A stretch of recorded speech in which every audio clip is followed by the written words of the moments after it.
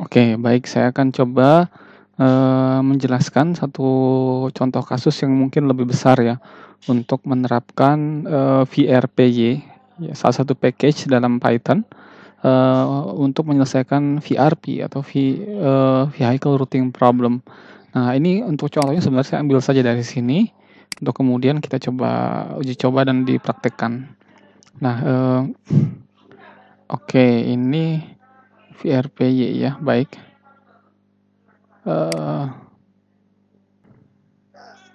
Boleh dicoba di link ini ya. Kemudian di sini ada beberapa contoh VRP. Salah satunya adalah yang mungkin akan kita coba yang paling sederhana adalah Capacitated Vehicle Routing.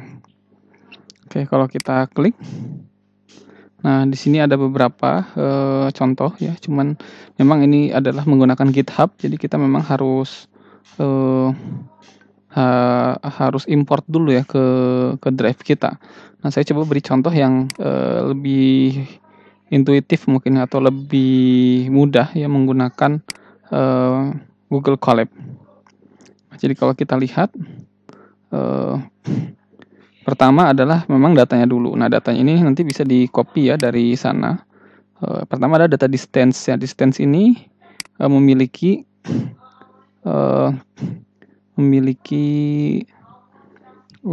ada beberapa 18 sebenarnya ya, 18 titik ya, dimana ini adalah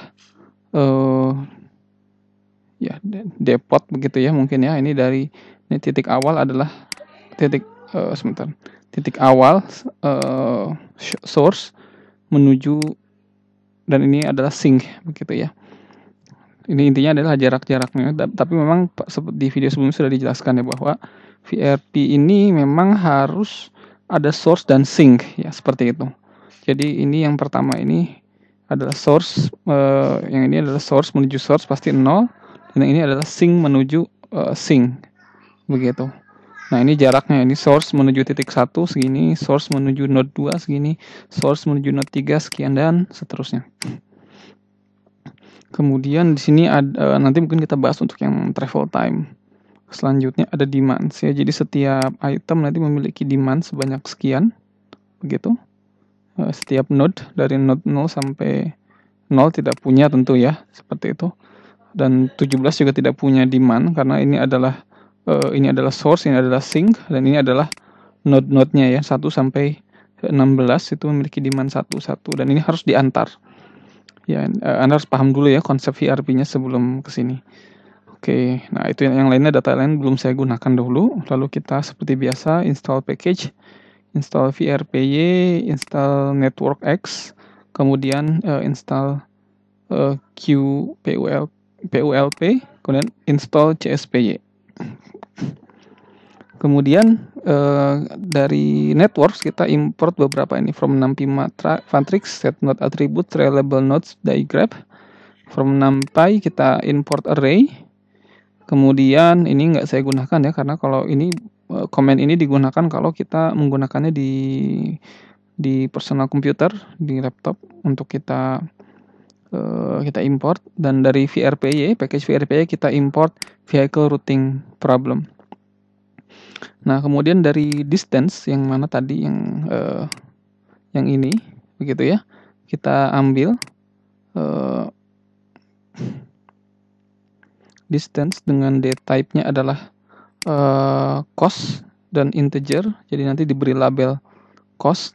Kemudian dibuat tag G, itu adalah from NumPy matrix. Dari A ini kita create using diagram. Kita menggunakan diagram begitu. Nah, nanti jadi kalau kita coba misalnya kita print A-nya ya. Nah, jadi bentuknya seperti ini memang ya. Oke. Nah, type-nya adalah cost. Nah, begitu. Oke. Ya, seperti ini ya. Nah, kemudian saya hapus lagi saja. Kemudian kita set node attributes G, value-nya demands, name-nya demand. Oh ya, sebelumnya G ini kalau kita print G sebenarnya tidak muncul apapun, karena dia adalah sebuah graph ya seperti ini. Kemudian dari set node attributes, jadi dari setiap node dari 0 sampai 16 tersebut kita berikan value demands dengan name demand, begitu ya. Jadi demands ini masukkan ke dalam demand, ya begitu. Kemudian relabel nodes, jadi diberi label ulang untuk 0 sebagai source dan 17 sebagai sink, begitu ya. Nah, memang harus seperti itu ya kalau kita menggunakan VRPY. Kemudian kita jalankan problem sama dengan vehicle routing problem menggunakan Grab, menggunakan network G dengan load capacity kendaraannya 15. Lalu kita minta solve, lalu kita probe base value, probe base routes. Nah, nanti dijalankan iterasinya, didapatkan source-nya sekian, ya. Jadi ada 4 rute, ternyata 4 kendaraan, 4 bolak-balik begitu, atau 4 kendaraan ya. Dari source menuju sink berkunjung ke 12, 11, 15, 13. Lalu dari source ketiga ke 4, 1, 7 ke sink lagi. Dari source ke 8, 6, 2, 5. Jadi masing-masing kendaraan memiliki rute yang berbeda. Begitu. Kemudian kita bisa sebenarnya mungkin saja kita coba turunkan menjadi 10 begitu ya. Kalau jadi 10, apakah kita lihat dengan demand-nya masih mencukupi tidak? Demand-nya masih ya. Demand terbesarnya adalah 8. Oke, jadi masih bisa kita gunakan. Coba, mungkin nanti akan solusi sedikit berbeda.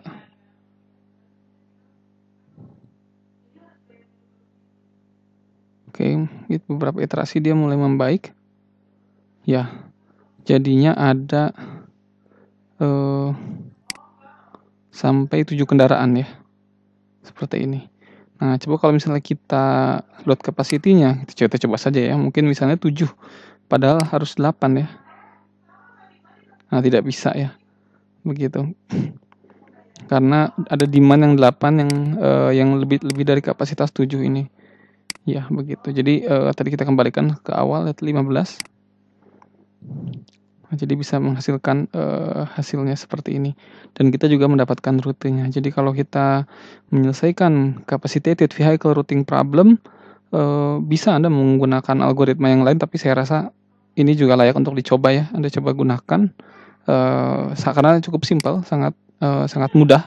Jadi untuk solvingnya hanya cuman seperti ini saja, begitu. Ya mungkin persiapan datanya di awal. Dan kita bisa menggunakan template ini, lalu kita ubah matriksnya sesuai dengan kebutuhan kita.